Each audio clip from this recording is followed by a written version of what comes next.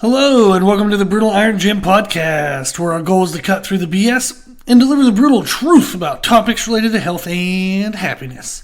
Today's podcast number 1997. The topic is Q&A, and the title is The Effects of Switching to a High-Fat Diet. I had a listener send in a post on Instagram. It was from Shawn Baker, who is the creator of the Carnivore Diet. The post had a interesting kind of situation with a multiple choice guess of what you think would happen due to the changes the situation suggested. The listener then sent me what they thought their response was and asked if I would share my thoughts.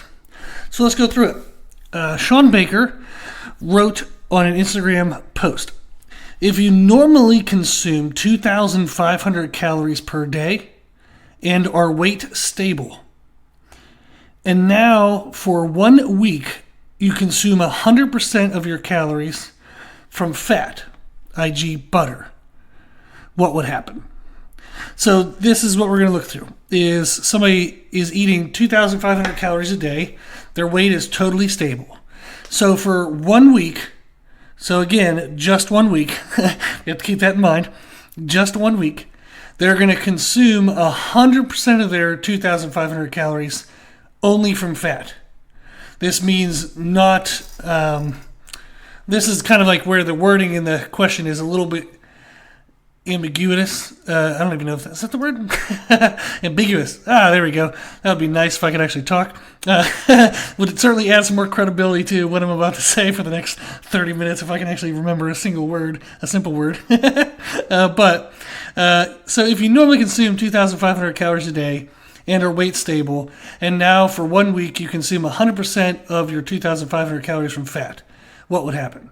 There's a lot of assumptions here. We're going to go with the assumption that the 2,500 calories per day before this special week was a mixed diet. And let's say it was the typical, roughly 50% from carbohydrates, 30% from fat, 20% from protein. Say, something like that. The typical recommendation, like the MyPlate and the FDA recommendations and whatnot. So that would be our assumption with that. And then the assumption is now, when he says consume 100% of your 2,500 calories from fat, we're going to assume 100% of the calories are fat-based calories, not that it's a mixture of fat and protein. Now, that's impossible to do, but that is what the question is presenting itself as, because it doesn't give a percentage or a consideration of what the protein content would be if you were trying to get mostly fats.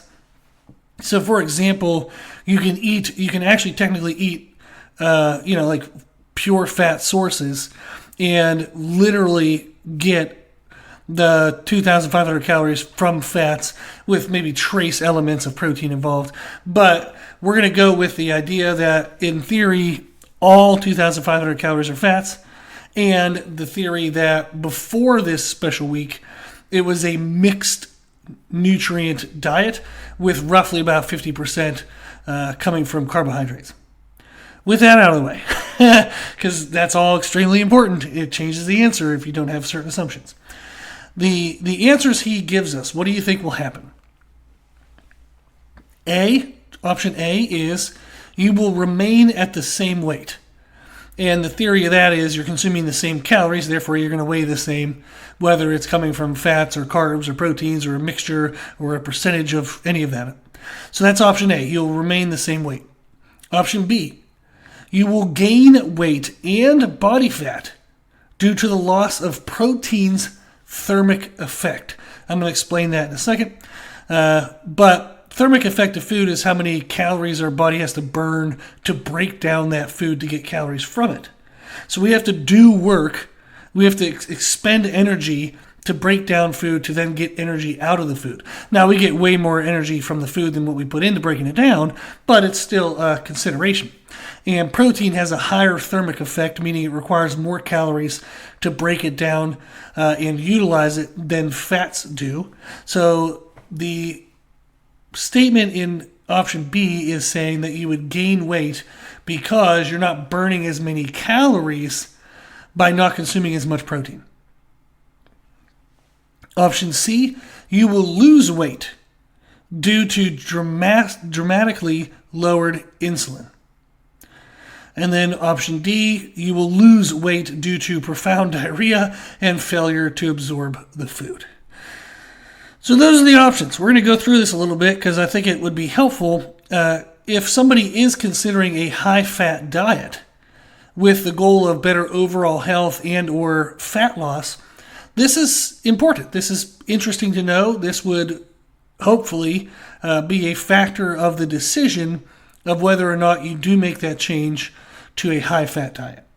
Now, the listener had their answer, and they guessed that the answer would be B, is you would gain weight and body fat due to the loss of protein's thermic effect. However, they were kind of thinking more along the lines that it would actually cause you to lose weight, not gain weight. So they were thinking that it depends on the thermic effect of your normal food. Their guess is you would lose weight due to losing muscle tissue because you weren't consuming protein during that week. So that was their guess. So their guess was kind of a mixture and a hodgepodge of the options. So they're a person after my own heart is they had options A, B, C, D, and they choose E. So it's usually how I do things.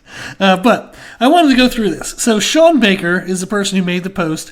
He's the creator of the post. He's also the creator of the Carnivore Diet. And this is extremely helpful to know because the Carnivore Diet focuses on red meat, poultry, fish, and eggs. It includes things like heavy creams and cheeses. But the diet excludes all produce, as well as grains, legumes, nuts, and seeds. So the Carnivore Diet, you can think of it as a meat carnivore. You're just going to eat meat. You're not an herbivore, not an omnivore, carnivore. So meat and animal-based products. We're getting rid of plants and nature things. So it's helpful to know this because the post would have been made with either a conscious bias or a unconscious bias towards his diet strategy, towards his diet approach of the carnivore diet.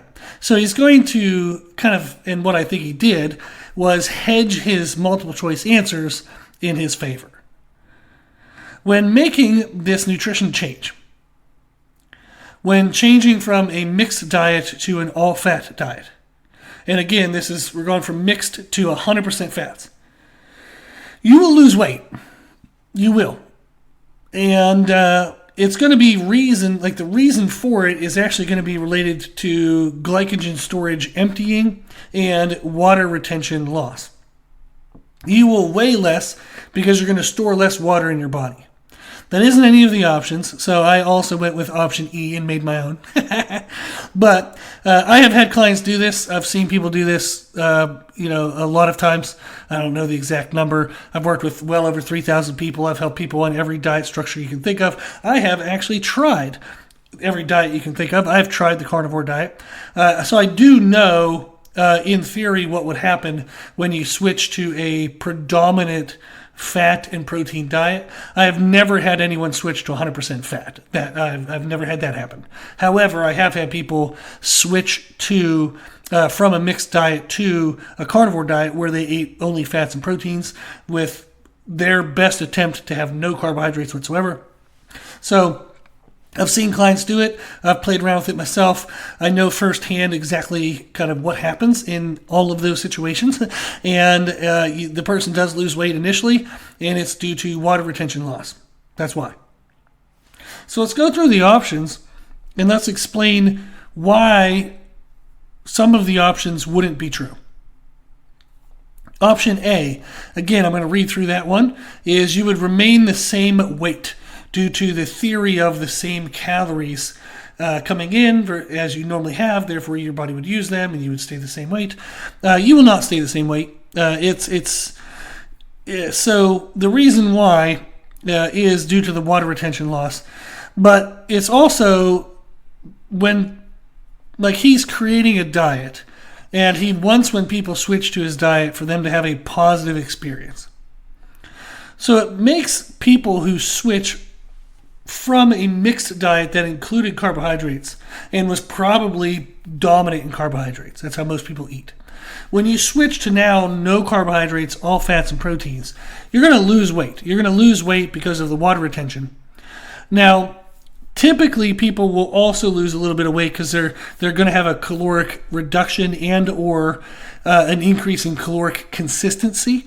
So most people will not make this change in this exact situation where if they've been consuming 2,500 calories, they've been staying the same weight, they're all of a sudden now going to switch over to 2,500 calories predominantly in fats. Most people are inconsistently eating. They're unhealthy. They want to lose fat. They want to get better blood markers. So they'll then switch to this type of diet, which allows them to have a better caloric consistency, which often coincides with a slight caloric reduction if they're doing it properly and tracking calories. So they're going to lose weight. The majority is going to be water weight. There's going to be some degree of fat loss for sure, but it's not going to be the true amount of weight change in the first 1 to 2 weeks is not indicative of pure fat loss, not in any way whatsoever, 100% not. What's going to happen is they'll lose the largest amount of weight within a few days. Then by the end of the first week, they're going to see a huge drop. They might lose like 8 pounds the first week. The second week, maybe they're now still kind of cleaning out the system. The body's going through some changes. They still have that caloric reduction. So maybe they'll lose 2 pounds. Then the third week, maybe 1 pound. The fourth week, maybe 1 pound, maybe nothing. So it tapers off immensely after the first week because the first week includes water weight loss, and then the remaining weeks do not. So the remaining weeks, if you're consistent with everything, are more indicative of true fat loss, whereas the first week includes fat loss, but also water retention loss. So that's why you'll see the largest weight loss in the transition. Now, it does depend on a little bit of the food choices and the way in which you structure your meals, but let's say that we're controlling that and we're doing it in quote-unquote the right way. Then you're not just eating 5 pounds of bacon a day. So you're eating it in a relatively healthy mix of healthy fats and proteins and healthy frequency that matches your schedule, your preferences, your digestive needs. Maybe you're also taking some digestive aids like Zypan from Standard Process is a great aid for digesting fats, high fat content meals. So there's a lot of ways in which we would set that up to have it go correctly and hopefully healthfully. But that's why number A is not correct, is you will not stay the same weight because you're going to have water weight loss due to the complete elimination of carbohydrates from your diet. There you go. Option B, you will gain weight and body fat due to the loss of protein's thermic effect. This is very unlikely, and I would actually lean to the answer of no. Protein does have a greater thermic effect of food compared to fats. However, in the totality of how many calories our body burns and kind of uses per day, thermic effect of food is contributable to about 5 to 10%, and 10% would be, gracious. So 5 to 10% of the total calories we use in a day would be attributed to thermic effect of food, meaning how many calories we burned to get the calories from our food. So it's only 5 to 10%. And since you're switching from a mixed diet, meaning it's likely you're out of your total intake, only 20 to 30% of your total intake was actually protein. It now means that you're reducing 20 to 30% of a normal diet in a component that only contributes 5 to 10% of your total caloric usage. So, yes, there's a reduction in thermic effect of food by reducing the protein effect, but it's really only a 20 to 30% reduction of a 5 to 10% contribution. So it's really negligible, very, very, very small, and I would lean to the answer of you won't even notice that. So that would be my reasoning for not selecting B as the answer. C, that answer is you will lose weight due to dramatically lowered insulin. I'm going to come back to this one because I believe this is what he wanted everyone to think. I'm going to explain why I don't necessarily agree with it, but we'll move on to D real quick and kind of get rid of that one first and then come back to C. So the answer for D was you will lose weight due to profound diarrhea and failure to absorb the food. That's certainly possible, but if you overhaul your typical food choices, it is likely that you're going to run into some digestive stress. But there are ways to make that change, those types of changes, without causing much stress, and actually to the degree that you can actually mitigate the stress with proper supplementation, meal size, frequency, and specific food choices. So if your body was using 2,500 calories before and holding its weight, and now you consume 2,500 calories but with different foods, your body will utilize the food, like it'll use it and absorb it because that's representative of the amount that it needed. And there are ways to mitigate the digestive stress, like I said, with supplements such as Zypan.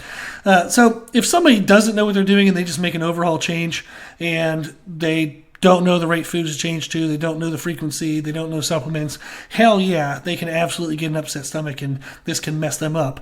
But there are ways to do it where it can be controlled. So it's not an automatic yes that you would get diarrhea and have poor absorption. It's a possibility for sure, but it's not an automatic yes. So let's go back and let's look at answer C. Answer C was you will lose weight due to dramatically lowered insulin. Dr. Baker, I believe, and I can't read his mind, and it's probably a good thing I can't read people's minds when anybody read mine. But Dr. Baker, I believe, wants this to be the answer because it hits on a health buzzword, insulin. For people who are diabetic, for people who are insulin resistant, they're likely struggling to lose weight, and they're going to be then looking for ways to do that, and something that promises the improvement of insulin management, like insulin sensitivity, it's going to be enticing. So he knows that. So he's going to put that word in there. And then for people who are not insulin resistant and they're healthy, but they're looking for ways to improve health, they are going to hear that increasing insulin sensitivity is associated with longevity. And that's true. There are studies that say that those two are correlated. So insulin sensitivity is a big thing. When you're looking for health, when you're looking for longevity, when you're looking for fat loss, that's going to be something you're going to consider. So when you see an answer like that or a diet that talks about insulin, you're going to pay more attention. So I think that's why he wanted to mention that word, was he wanted to catch people's attention. And by framing it in the way he did, the way the option C was worded, he wants people to believe that making the change to an all-fat diet will improve their insulin sensitivity and help them store less body fat, which is associated with losing body fat. So then the question is, does eating a higher fat percentage in your diet, thus lowering the carbohydrate percentage, improve insulin sensitivity? So is he right that it would improve insulin? Yes, absolutely. Yes. Especially when going from an average diet to a significant reduction of carbohydrates to the point of them being eliminated. So when people are going from a not paying attention to much diet, which is going to be probably at least 50% carbohydrates for most people, to now a diet that eliminates all carbohydrates, they will see a change in insulin sensitivity. But does that cause weight loss? Not necessarily. If you had a caloric surplus when switching to fats, you would not see fat loss, even with a reduction of insulin. Your body would end up having more fat calories coming in than what it needs. It'll still store that. It'll still have some gain of body fat and or weight, they're going to gain weight, and it's going to be associated with fat if you overconsume. So that's why he prompted in the question that you're going to be consuming the exact same amount. So why isn't the answer C? Is just because you increase insulin sensitivity, it doesn't mean that you will automatically lose weight. You're not going to lose body fat just because you're more insulin sensitive. And again, it goes back to, if we're only doing this for a week, it's not enough time for that to really be overly significant, and the calories are equated. The main drive of weight change in the first week of making that switch is going to be the loss of water retention. That's what's going to promote the fat loss, the weight loss, and then people are going to associate that with increased insulin sensitivity. They're going to think then that they're healthier and they're losing fat, but they're not. If the calories, especially if the calories are equated, what they're losing is water retention.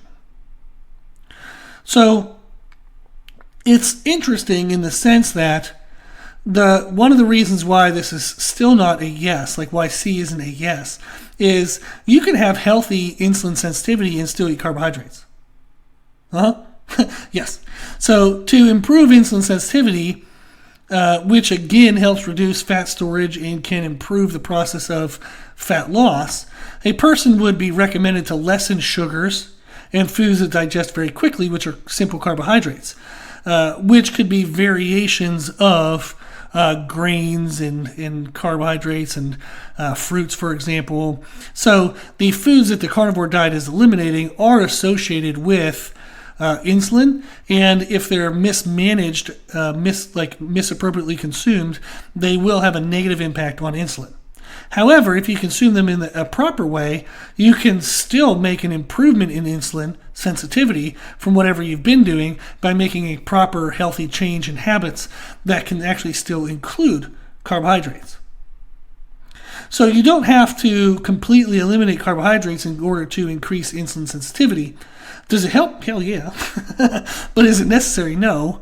So this all or nothing type thinking where the only way to improve insulin sensitivity is to get rid of all carbs, that's not an appropriate mindset. That it's not necessary. Is it helpful? Sure, absolutely. Is it necessary? No. But that would be my thoughts as to why the answer isn't C. Is the weight loss that a person would see from switching from a mixed diet to an all-fat diet would be associated with water retention loss, not due to a reduction in insulin, which causes a reduction in nutrients being stored as fat. Because again, you're consuming the same amount of calories. So in theory, you're intaking, and this is actually kind of, there's so many nuances to this kind of stuff. That's why I get a little bit bummed sometimes making these podcasts, because people will cherry pick one little component and argue the hell out of that without any context of larger components. So one thing, for example, is 2,500 calories and 2,500 calories look the same, but they're not, because protein isn't if in the mixed diet the person was consuming roughly, let's say, a minimum 20% of their calories from protein, then really 80% of the calories coming in were being utilized as energy, the carbs and fats. When you switch to a 2,500 calorie diet that's all fats, you now have no protein. So you actually increased your total caloric intake of energy-related nutrients, which would be nutrients that, if not burned, are stored as body fat. So that would actually contribute to gaining body fat, even if your insulin levels were improved and you have a reduction in the shuttling and storage of excess nutrients. You now created an even increased excess. So although the insulin improved, you negated that by increasing the amount of calories within your normal diet that are contributable to body fat. So in a normal diet, if 20% are protein, then roughly that 20% isn't likely to get converted to body fat. So you're really only having to manage 80%. Now, if we switch the diet entirely to fats, 100% of it can be utilized towards body fat if you don't burn that off. So there's so many crazy, annoying nuances that what I love about it, what I find exciting about it, is when you understand how to prioritize things and what is going to have the biggest impact and why, and what has an impact before other things, it makes these kind of crazy situations more manageable. But what I don't like about it is somebody will pose a purely theoretical situation, such as this question, and then argue the one nuance that they want while excluding and not paying attention to the other nuances. So it becomes an exercise in just, if a person believes XYZ, they're creating a situation where they can argue XYZ away from and separated from ABC, because ABC can't even really be applied to this situation because it's entirely theoretical anyhow, if that makes sense. So the weight change that you would see from switching from a mixed diet to an all-fat diet for a week, will you lose weight? Yes. You're going to lose weight due to reduction of water retention, not due to improved insulin levels. That's the answer. And again, I have absolutely done this with clients, not 100% fat content. I don't know if anybody would really say that they did that, because I'd be questionably in health, like whether you should actually do that or not. A healthy way to switch to a high-fat diet is to include protein. So if somebody ever went to like pure 100% fats for a week, I would argue that would be unhealthy to do. Don't do that. But in the theory of the question, yes, you would lose weight due to water retention. So are high-fat diets healthy? They can be, yes. Just like high carbohydrate diets can be healthy. You can eat high carbohydrate percentage, still have great blood markers, feel good, great energy, and look amazing. Just like you can have high fat content diets and have all the same things. There are people who would argue to the death for each of those approaches, and given their life experiences, they will be 100% correct from their perspective. Research has shown that you can do high-fat, low-fat, high-carb, low-carb diets and still have fat loss and still have good energy levels, good health marker outcomes. So there's a lot of, as proof as you're going to get proof in today's day and age, that doing it either way is fine, or anywhere down the middle is fine. So can a carnivore diet, can an all fat and protein diet be a good option for some people? Absolutely. There are some people that love this. They run with it. It's great for them. It helps control blood markers that are negative for them. Maybe it helps control carb-related cravings, energy crashes. Maybe they had bad food reactions due to carbohydrate-related foods. Maybe they had psoriasis, joint pain, like arthritic type issues.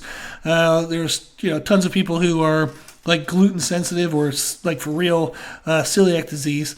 And going to a carnivore diet is great, because then of course you're going to avoid all gluten. So there are a lot of people where this works well, but there are also people that it doesn't work. It doesn't fit their preferences, doesn't fit their schedule, doesn't fit their needs.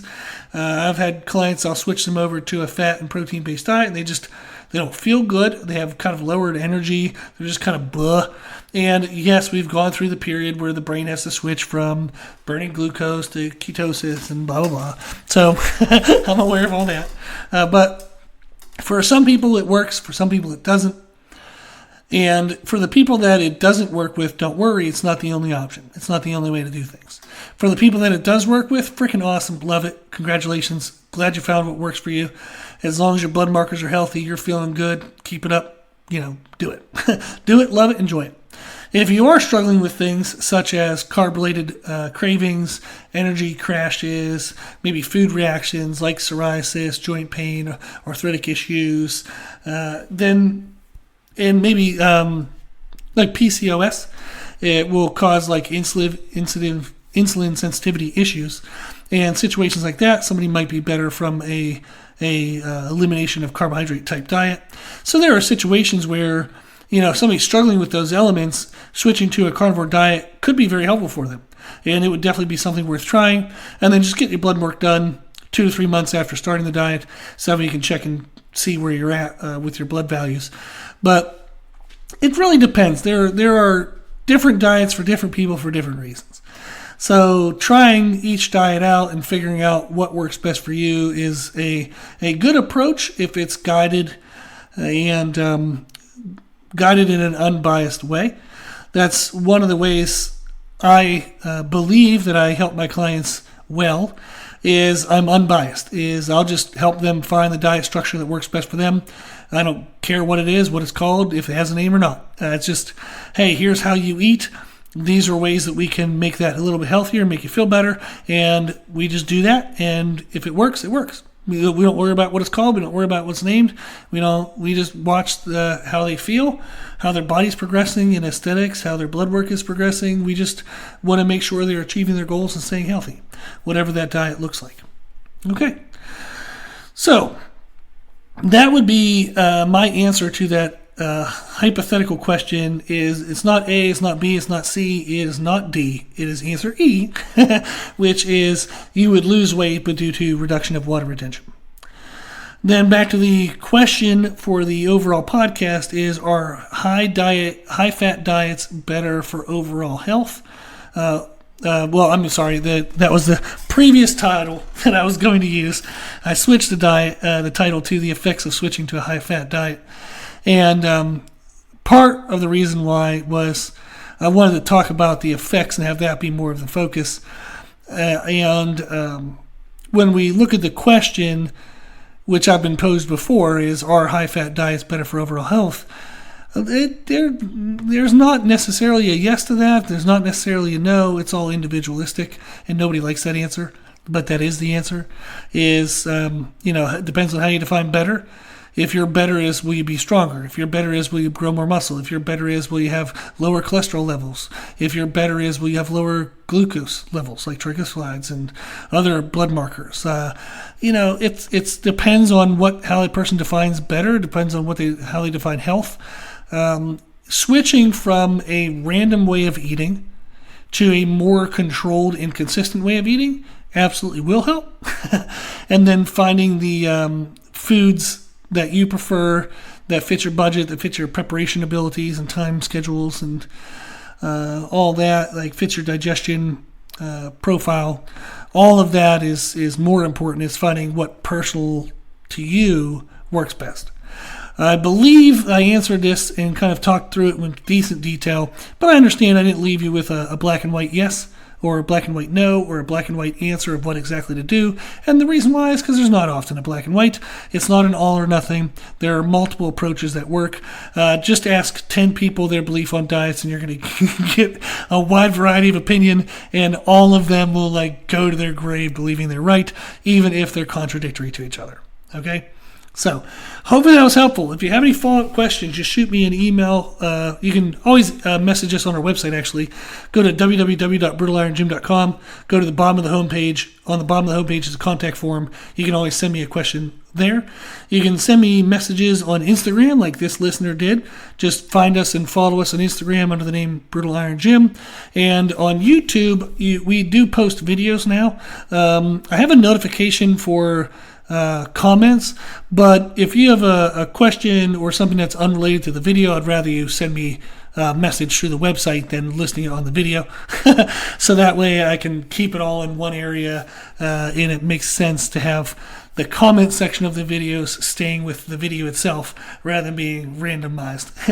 But I do appreciate if you do check out our Instagram and YouTube, and if you do that, make sure you follow, so that way it helps build up the aesthetic followers viewpoint, so that way more people are interested in checking out the material. It just follows the law of social proof, is the more followers you have on social media, it is associated with being better quality of information. So the more followers we have, the more it helps people recognize the information is of good quality and worth checking out. So please follow us on social media if you don't mind. Thank you. Okay. That's everything. So as always, I hope this was helpful, and thank you for listening.